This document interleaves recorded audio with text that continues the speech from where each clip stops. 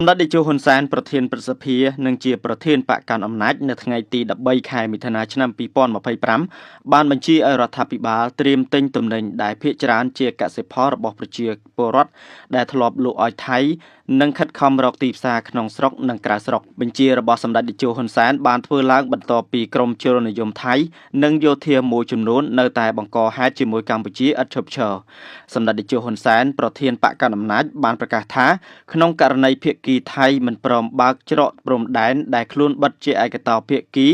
កម្ពុជានឹងឈប់ទិញទំនិញថៃមកប្រើប្រាស់ក្នុងទីផ្សារកម្ពុជាគឺមានន័យថាឈប់ប្រើទំនិញថៃជំនួសដោយការប្រើទំនិញក្នុងស្រុកនិងទំនិញមកពីប្រទេសផ្សេងក្រៅពីថៃសម្ដេចតេជោហ៊ុនសែនបញ្ជាក់ថាត្រៀមទិញទំនិញដែលភាគច្រើនជាកសិផលរបស់ប្រជាជនដែលធ្លាប់លក់ឲ្យថៃ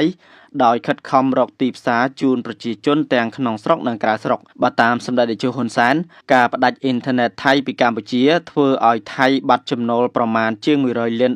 ក្នុងមួយឆ្នាំហើយប្រសិនបើក្រមជ្រុលនិយមថៃនិងយោធាថៃ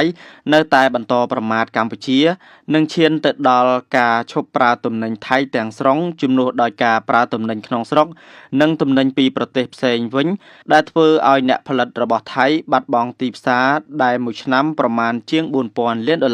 លោកឡាវវិចិត្រអនុប្រធានសមាគមពាណិជ្ជកម្មកម្ពុជាចិនប្រាប់កម្ពុជាថ្មីថាបច្ចុប្បន្នកម្ពុជាទិញពីថៃច្រើនជាងថៃទិញពីកម្ពុជាប្រសិនបើមានករណីបិទព្រំដែនយើងអាចមានទីផ្សារដែលអាចនាំចេញនាំចូលពីវៀតណាមផលិតផលប្រហាក់ប្រហែលមកជំនួសវិញដែលមានន័យថាយើងអាចទិញពីអ្នកផ្គត់ផ្គង់ផ្សេងដូចជាវៀតណាមនិងចិនវាមិនមានបញ្ហានោះទេដោយសារយើងជាអ្នកទិញបច្ចុប្បន្ននេះយើងទិញពីថៃច្រើនជាងថៃទិញពីយើងបានន័យថាថៃមានរបស់លក់ឲ្យយើងច្រើនជាងយើងមានរបស់លក់ឲ្យថៃហើយម្យ៉ាងវិញទៀតបើសិនជាមានករណីហ្នឹងយើងនៅអាចមានទីផ្សារដែលយើងអាចនាំចេញនាំចូលពីវៀតណាមផលិតផលប្រហាក់ប្រហែលមកជំនួសវិញទេបាទវាបានន័យថាទីផ្សារសេរីមានន័យថាបើសិនជាផលិតផលមួយគ្រប់គ្រងអត់គ្រប់គ្រាន់យើងអាចទិញពីអ្នកផ្គត់ផ្គង់ផ្សេងចង់និយាយចឹងណាបាទឬក៏យើងអាចទិញពីវៀតណាមក៏បានទិញពីចិនក៏គាត់មានផលិតផលធូរថ្លៃតំរុងចឹងណាវៀតណាមក៏ជាជំរឿនមួយទៀតអីចឹងណាអញ្ចឹងវាមិនជាបញ្ហាដោយសារយើងជាអ្នកទិញអ្នកអញ្ញាលឹមហេងអនុប្រធានសភាពាណិជ្ជកម្មកម្ពុជាយល់ឃើញថាការបិទព្រំដែនធ្វើឲ្យភាគីកម្ពុជានិងថៃខាតទាំងសងខាង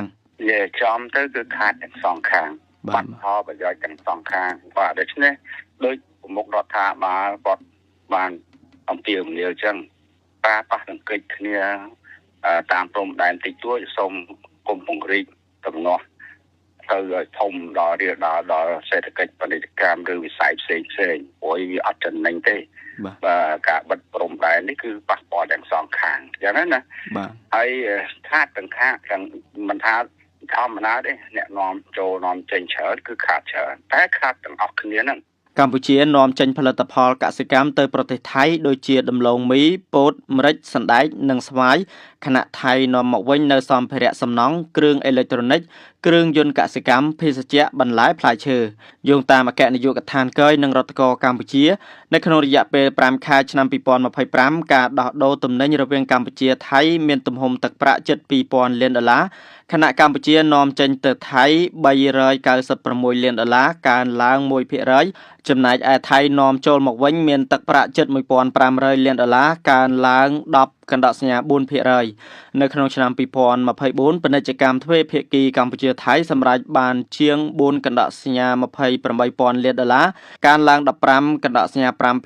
ក្នុងនោះកម្ពុជានាំចេញទៅថៃបានជិត$845 លានចំណែកថៃនាំចូលមកវិញជាង$3,400 លានកើនឡើង18%នេះបើយោងតាមក្រសួងពាណិជ្ជកម្ម